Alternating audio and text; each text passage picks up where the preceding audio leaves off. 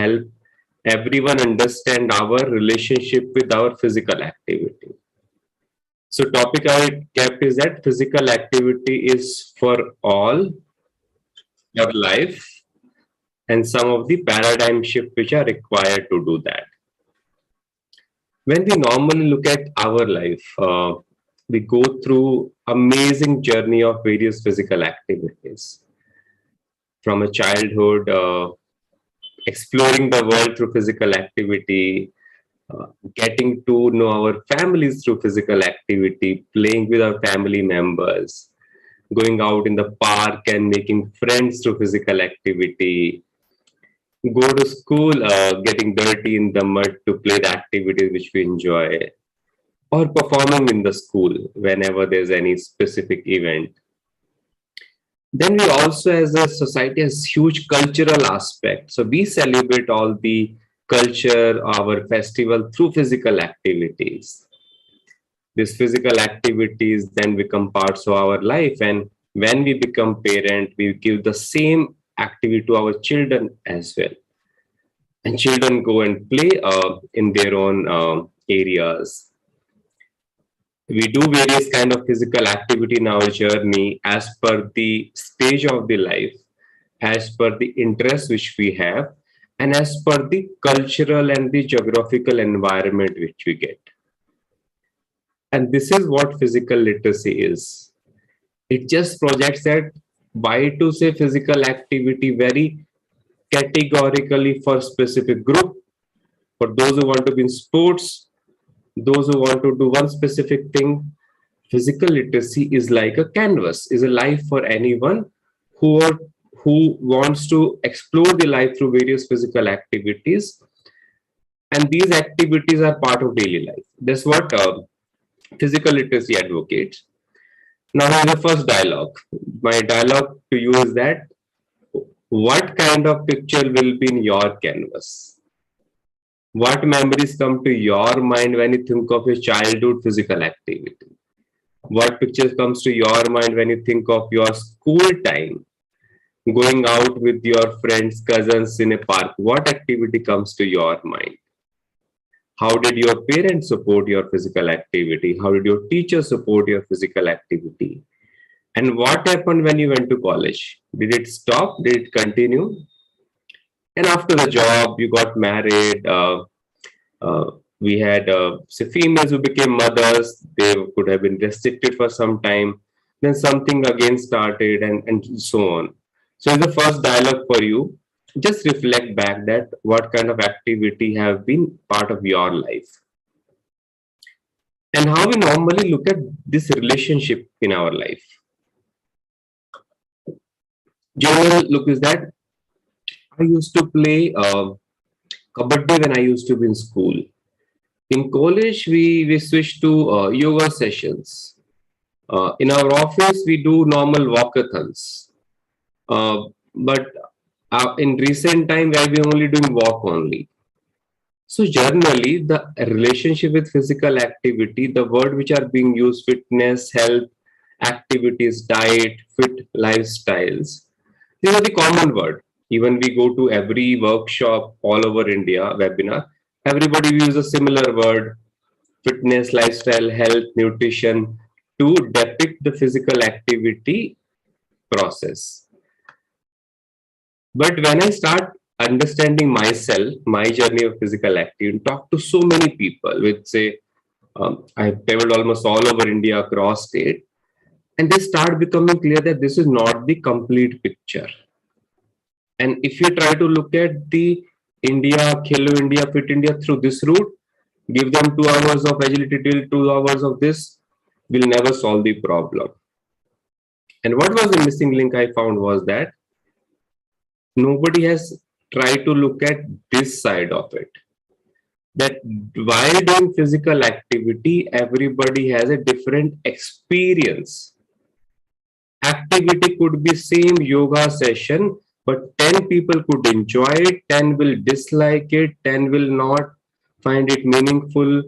So we never are able to look at the experience a person goes through in these activities. There are emotions, there are moods. Some people want to continue, they enjoy, they laugh, other don't want to continue. And that's the catch which I found, that we never looked at we are humans, and it's not a machine where a machine performs an activity and everybody follows the order. A person does the activity, other people try to do the activity, but there's a very emotional component. And you check back with your journey. What was the activity you continued in your life? Was it the activity or the interest or your engagement? Probably you like kabaddi more, you continued.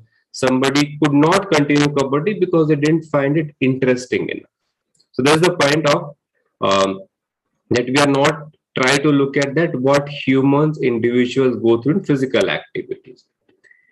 And in general, in a family environment, we end up looking at people through lens of fitness. You are meeting fit India criteria, you pass the fitness test, you don't have any diabetic, health is one, you look fit, you have perfect figure, so to say, and there's so much labeling.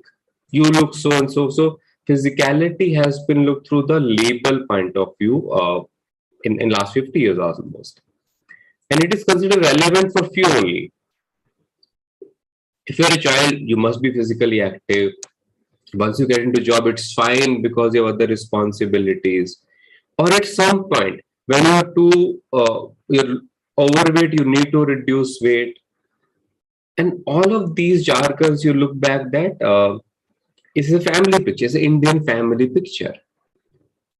I could label all of them very differently. I could say child could be physically active, grandparent are looking slightly obese, while the other children seems to be looking smart through physical activity. And this is the way we try to consume physical activity. And here we are proposing a very different model, that let's get away all these labels from our understanding of physical activity. Let's look at that each human in our society is equally important to us. And we want them to give a good experience of physical activity. And how it is possible when physical activity become more like an education. Somebody does in science, somebody does in something else. So it is unique for each. No comparison, no fitness test. An obese child, an obese person, you are again stamping them, you are not fit. And this is not going to work well on their emotions component. So unique for each, non-comparable, non-judgmental, and we understand it is impacted by many factors. In some families, parents are more supportive. Sometimes we have more infrastructure availability. Sometimes we have more money as well, that we can afford going to academy of sports. So this is what physical literacy offers, that let's move away from labeling people and supporting it. So if somebody is looking fat today, or a female post-pregnancy is not able to continue workout, let's understand them with more compassion. Let's see that how their journey has stopped. How can we restart it again? Rather than saying, आप ऐसा दिखते हो, आप ऐसा बन गए हो, to say, कैसे छूट गया physical activities? क्या कर सकते हैं? What do you really like? Did you used to like dance when you were young? Can you start with dance? That is the proposal which I am making, that rather than judgmental, can we be liberal in our approach?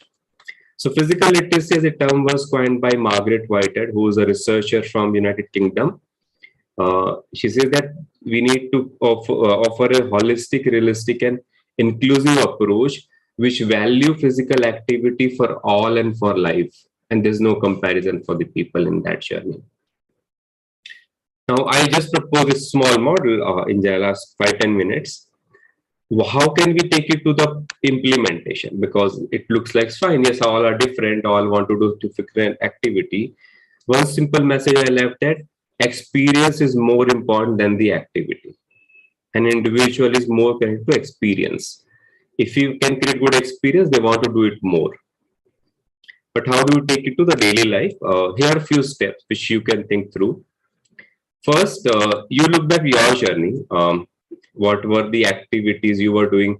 Who influenced you? Who obstructed your physical activity journey?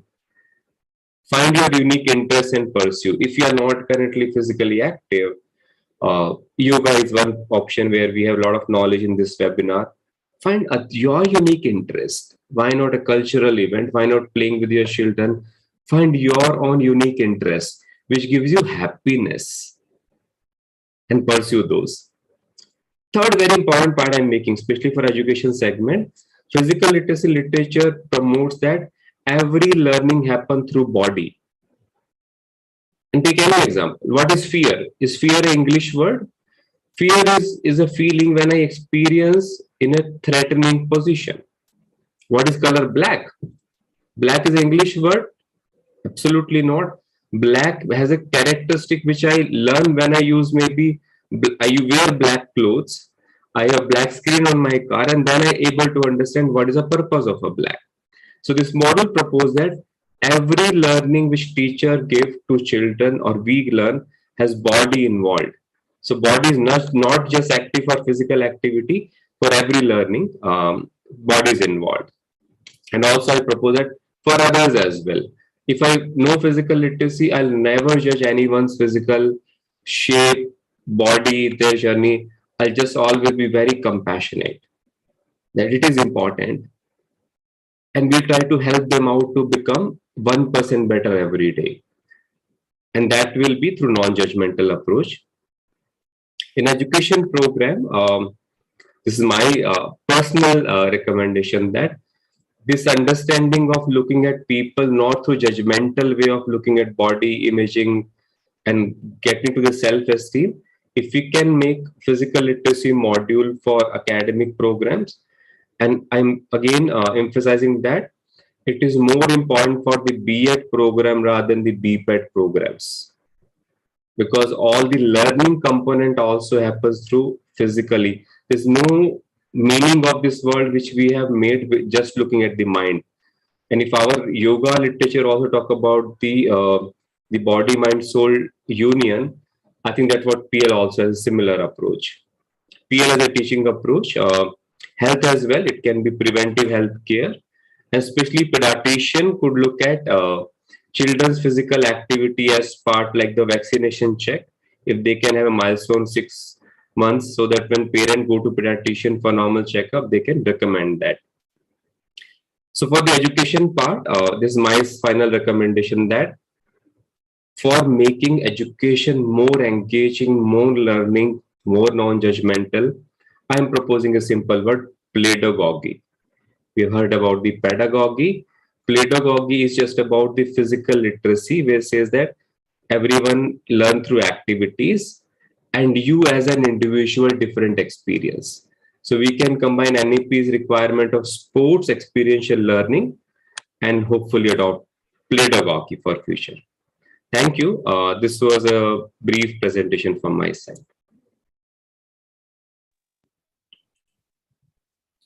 Thank you, Dr. Malik. You have enlightened us with various aspects of physical literacy and the compulsion of physical activities through at primary level, from catch them young and teach them right. That's the main concept.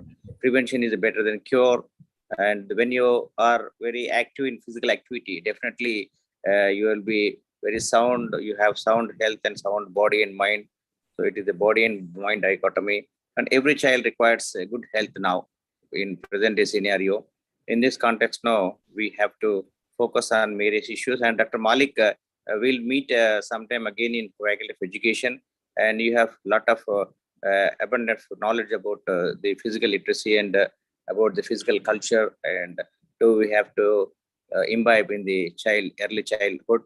Very important and very good lecture we received. I think all the participants present here will have a clear-cut idea about how to maintain a good health and how to maintain a good lifestyle to sustain in this pandemic period. And we have to develop the immunity power, and we have to develop the resistance power, and we have to be a healthy body and a healthy mind in the concept here. Thank you, Kishore, and thank you all for making this a wonderful opportunity. I thank once again Dr. Malik. We'll meet once again. Thank you very much. Thank you, Satyanan. Thank you. Thank you, sir. On behalf of Dr. Bhagyama Madam. Wait a second.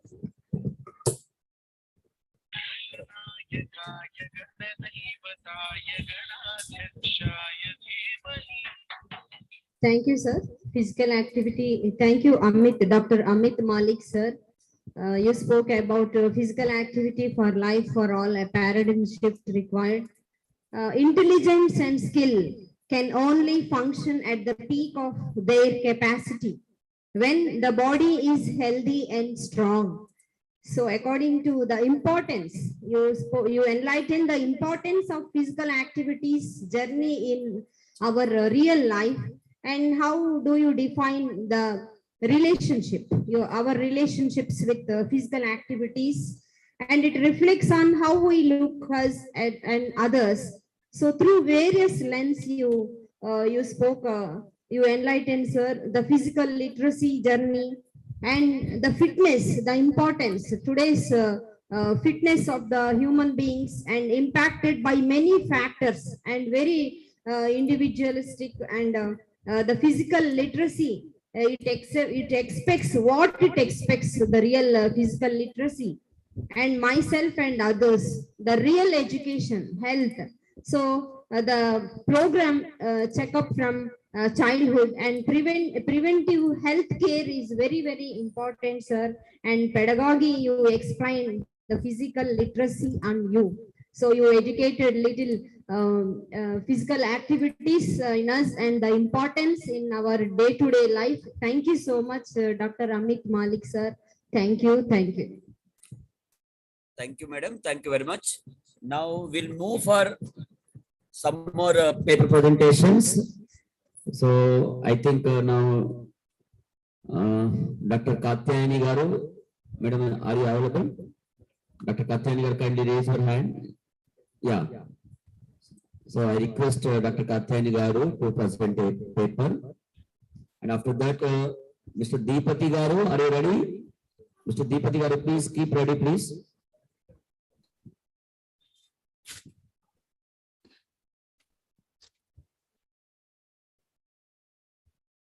Yeah.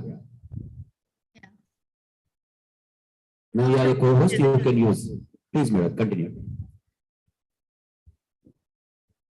Shall I share the screen? Good afternoon to all the organizers, to all my colleagues and all the students. Thank you so much for giving me this opportunity. Thank you, Mrunalini madam, Ramakrishna sir, Kishore sir,